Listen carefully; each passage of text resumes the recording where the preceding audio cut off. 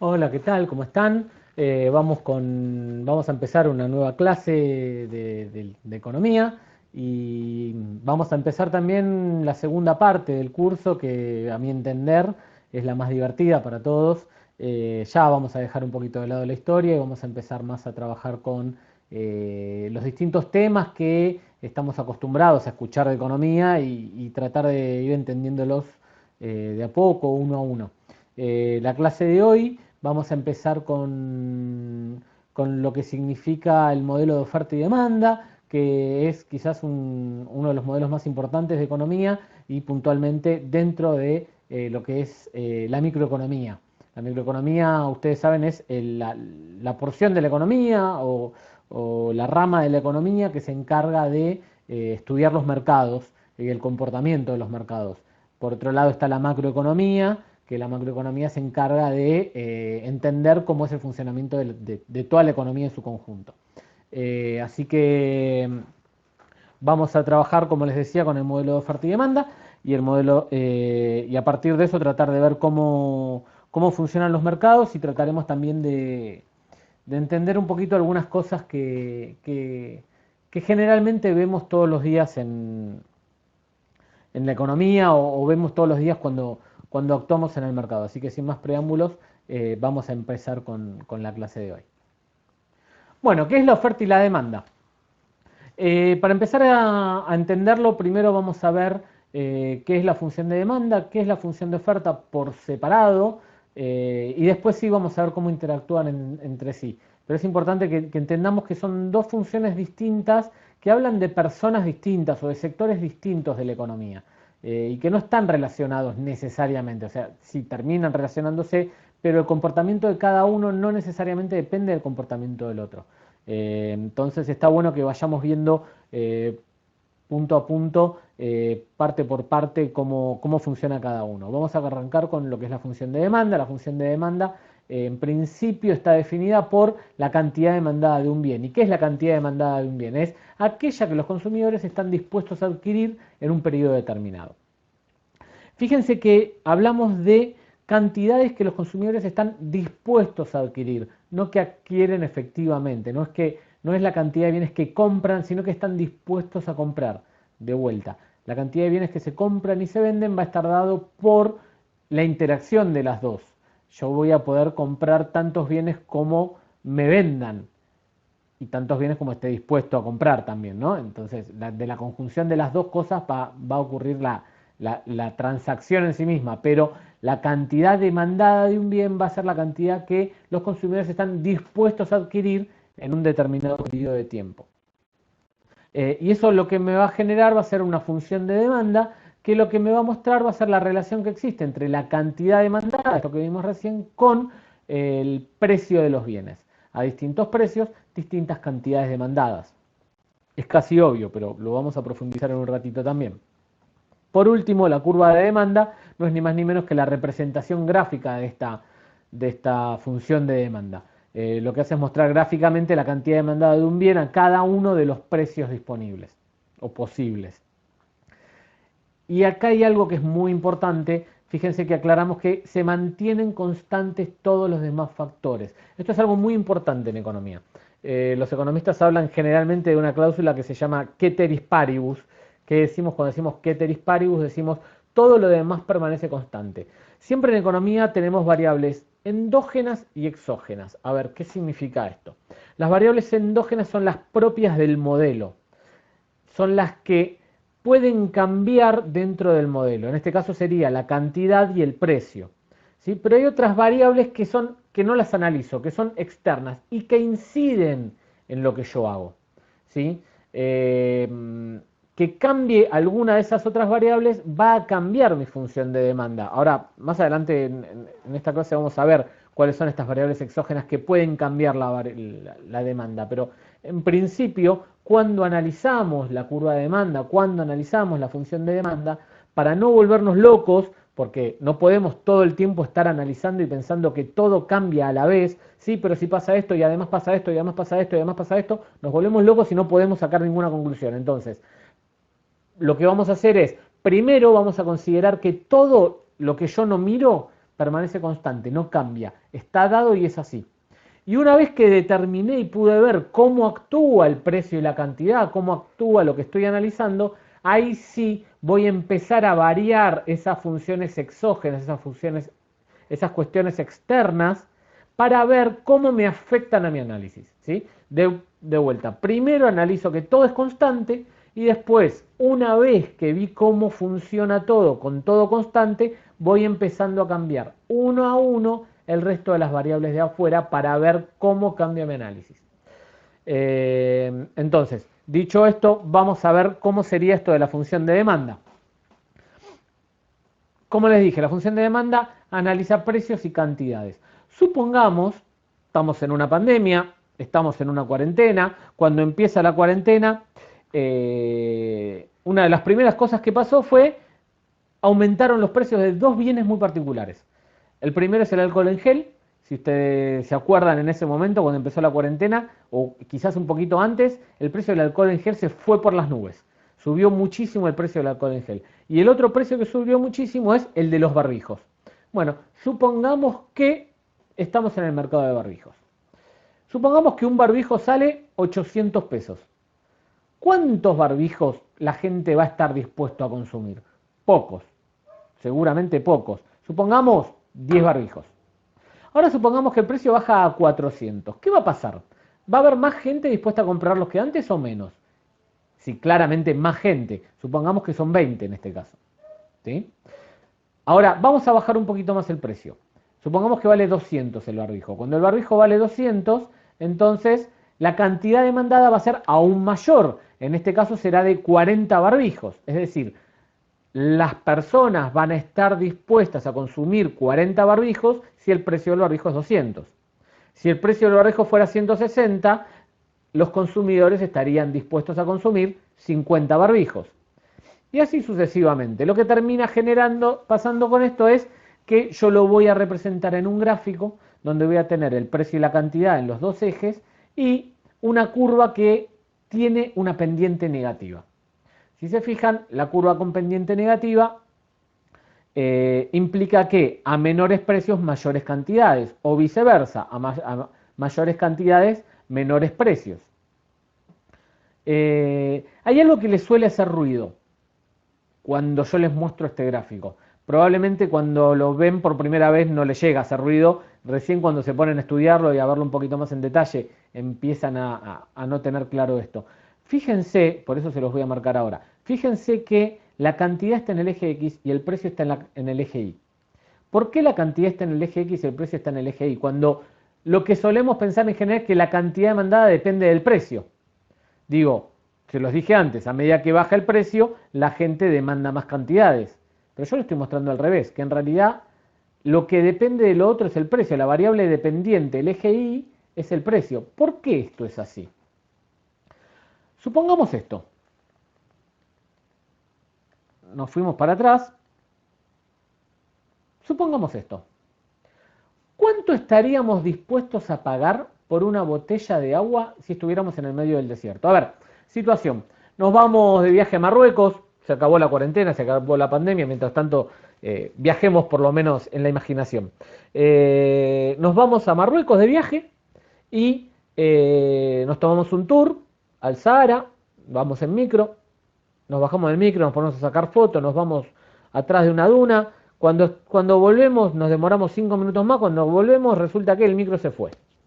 Tenemos que volver caminando. Caminamos, pasa una hora, pasan 2, pasan 3, nos estamos muriendo de calor en el desierto y nos cruzamos con un beduino que lo que hace es vendernos una botella de agua. ¿Cuánto pagaríamos por esa botella de agua?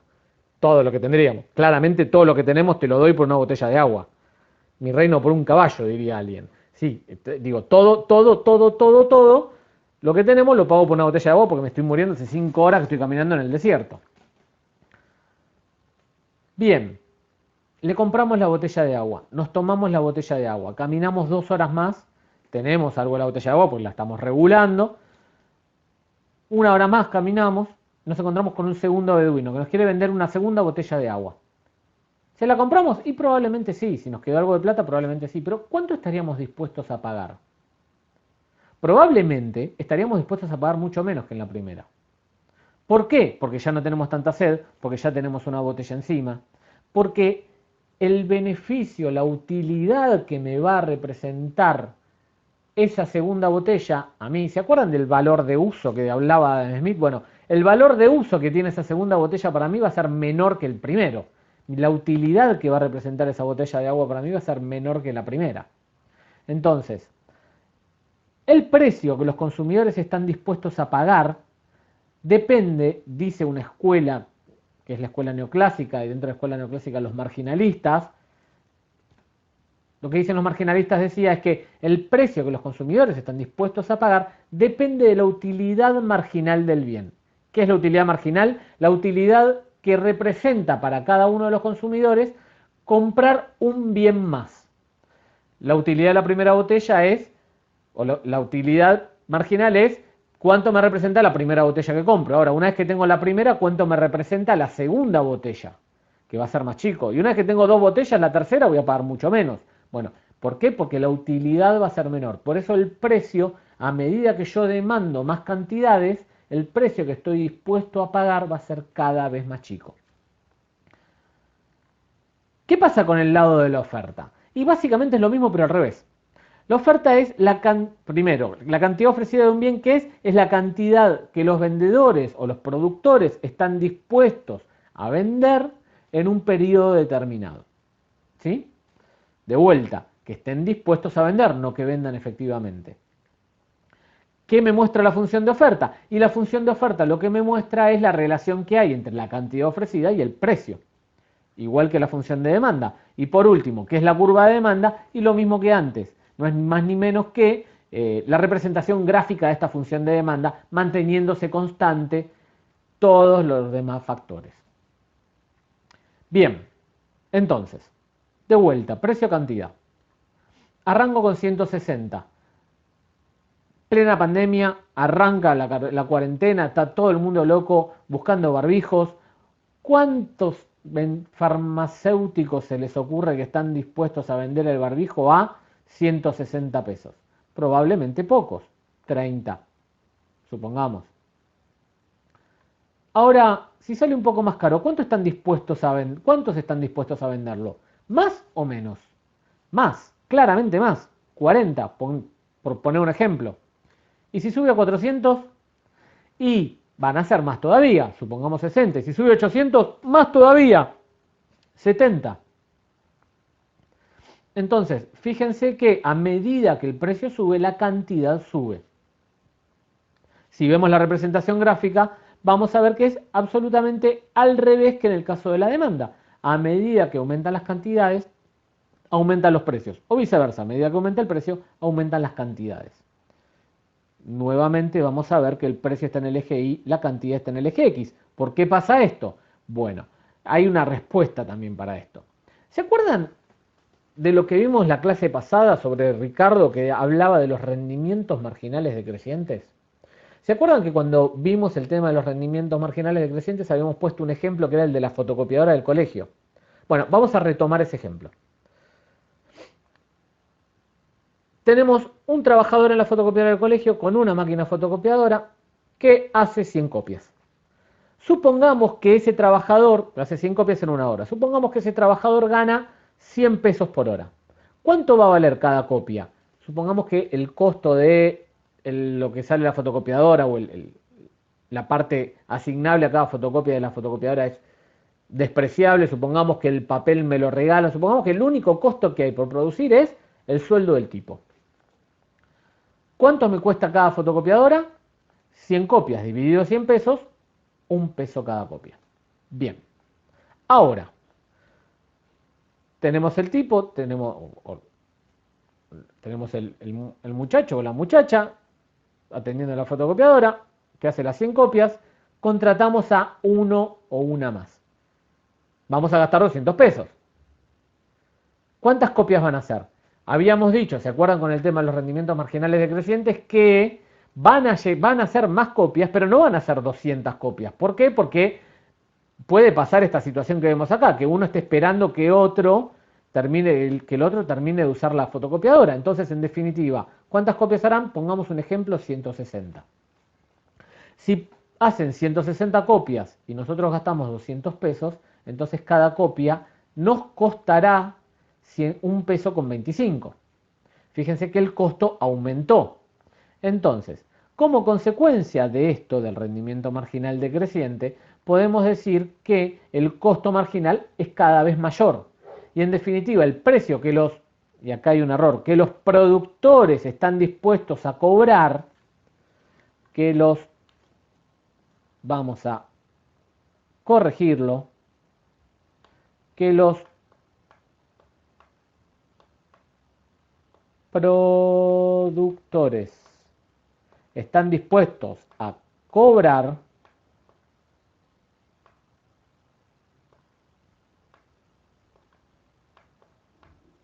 es muy cómodo escribir acá, como notarán.